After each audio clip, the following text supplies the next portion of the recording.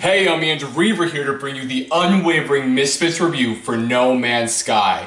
A game that had great potential, but sadly fell flat on release.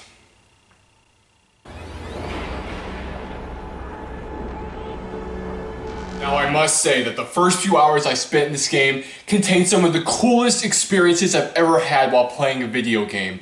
I mean, in what other game can you look up at the sky, see a planet through the clouds?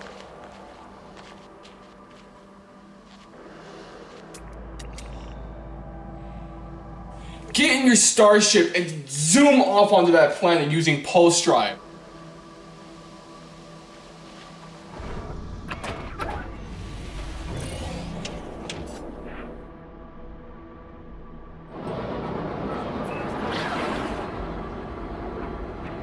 Get stopped by unsavory characters on the way there. Hostile ships approaching.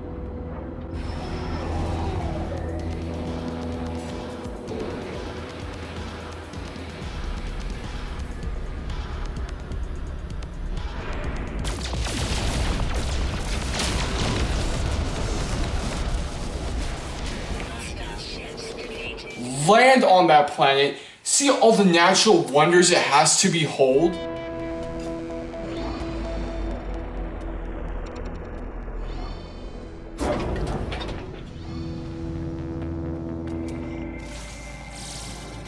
Units received.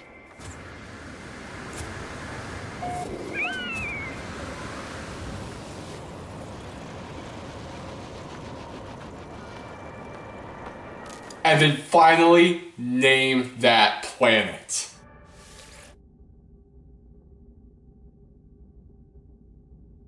Units received. It was just going around these different things, using your pulse drive and talking to all the different species. It was mind-boggling. I mean, I never would have believed any video game could ever do this, or, at least right now. And what's even better is that besides from the beginning, there are no load screens. No load screens. Now, while graphically the game isn't the best, but the use of colors and the varied wildlife and fauna that you can go around and just see on these planets, it just looks awesome. And on some of those rare occasions, you're like traveling up a hill and it's like night and you get to see like all of these stars and just moons in the sky. It just, oh my gosh, I wish I could have taken more screenshots, though I was kind of a bit on time restraints.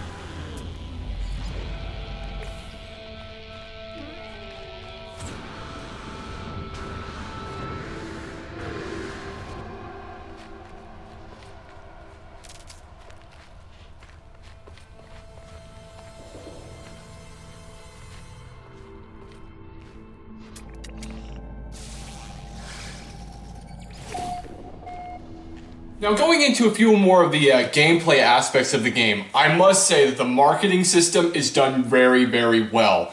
You can go onto a planet, you can mine minerals, find certain items, you can go back up, see that, the galactic average for what is normally spent on this item is a bit low.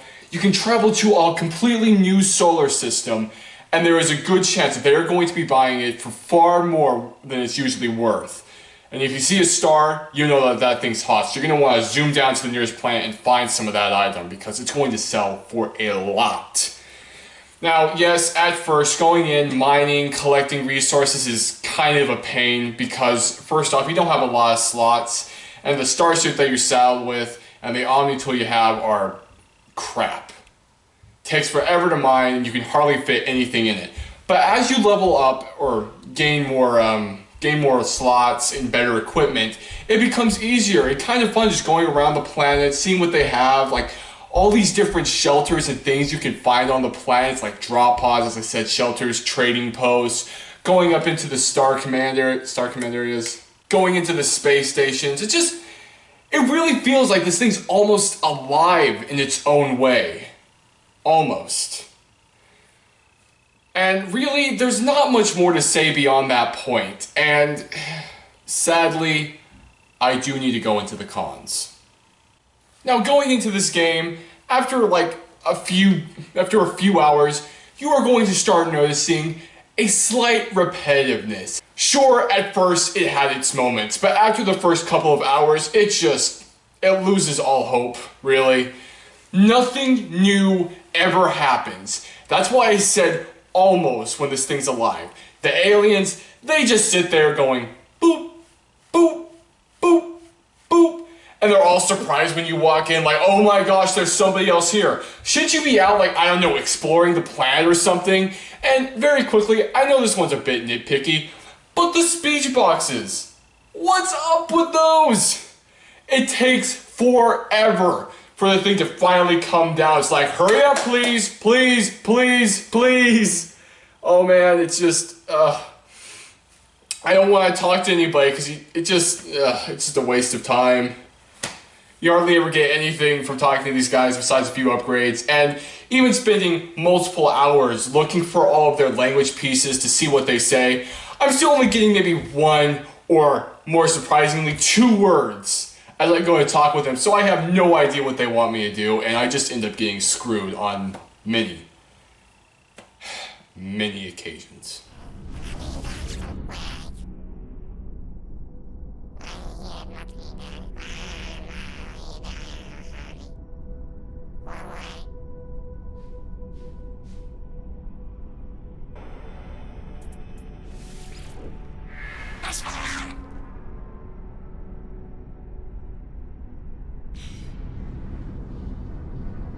Now, continuing on with that theme of repetitiveness, I'm sorry to say that in some instances, this game reminds me of Clash of Clans. Because you know how you kind of like upgrade the clan castle, it unlocks like a new set of upgrades for everything else, you upgrade all that, then you upgrade the clan castle, you get everything else upgraded, and so on and so forth until oblivion!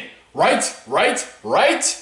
That's kind of what happens here, only slots and a bit better Omni tool. You buy a new ship, you upgrade your pack, you're able to mine more with a better upgraded version of your multi-tool. Sorry, I keep saying Omni tool.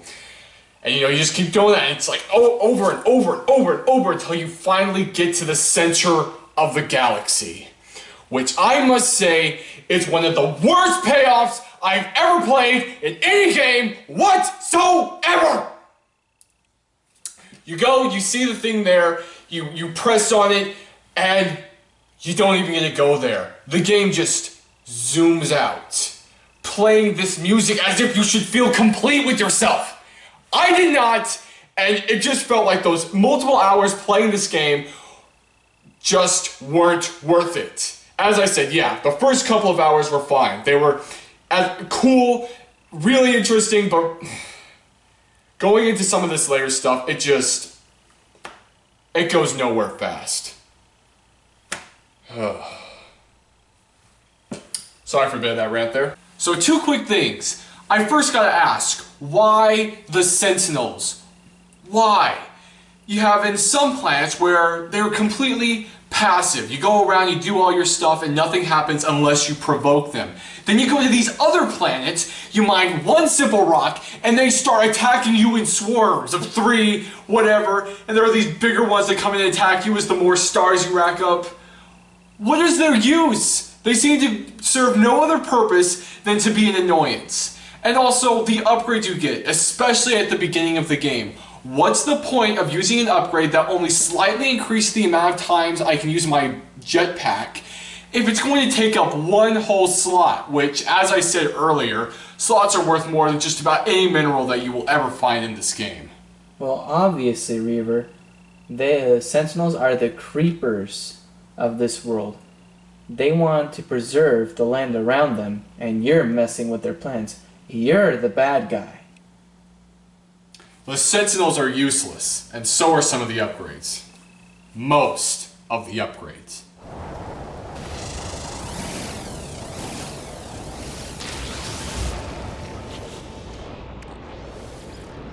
Toxic protection. 40.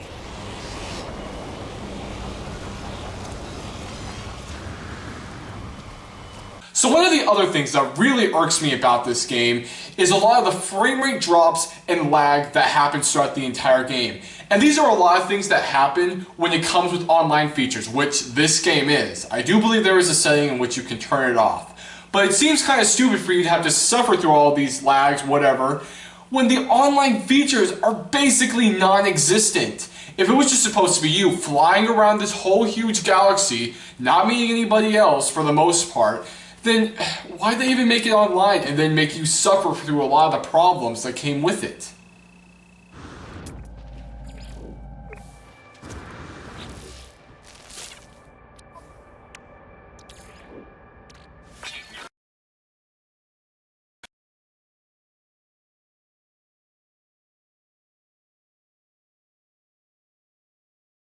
You know, there are also some things in this game that are just never fully explained. Like that weird Zerg-like all these weird Zerg-like creatures you can find as you're going into the different shelters, and you see they're all broken in. Your character's always feeling really bad whenever he goes in there, like he should have stayed away. I had a feeling later on in the game you might find whatever created these creatures, and they might become this serious threat that you might have to deal with. Or heck, even something else for you to just trade with, as stupid as it sounds. But no! They're never ever used after that point. They're just a random thing it looks like they just added into the equation and didn't flesh it out. It would have been awesome to have like an actual threat or alien that would come after you, but it's just sort of left in the dust, and it kind of makes me a bit annoyed. Budget cuts, Reaver. Budget cuts. It's an equation. They could have definitely done something with that. Stuff that was originally in this game just a few months ago is now all of a sudden gone from the game. Spaceships that all handle differently, landing on meteoroids, planets that were lit by the actual sun, not separate boxes, factions, and so much more are just all of a sudden gone from this game and no longer in there. What the heck happened to all of it? The game was even pushed back from its original release. Where did all this stuff go? And now with all these talks of like paid DLC, I hope they're not trying to go in and add some of the stuff that they've taken out. Kind of like what happened in Destiny. And lastly, and what is honestly this game's worst offense, is that it is masquerading as a full AAA $60 title, when it is in fact an indie game worth maybe $15 or $20. Not $60! Whose idea was this? This was a small group of people making this game. It is not a AAA title. I'm sorry. It is not, and it is not worth $60, especially with what we got from it. Alright, time for the final rating. Listen, I know I've been giving this game a lot of hate, but honestly, it deserves it. It is an indie game making you pay $60. This whole build-up to the center of the galaxy was grossly overdone, and they took out a whole bunch of the stuff that would have made this game way, way more interesting. It is a huge game and a decent survival simulator, and that's really all it is to it. It's not the best, it's decent, but with everything else, I cannot bring myself to give this game any higher or any lower than a 5 out of 10. This is an average game. I'm sorry.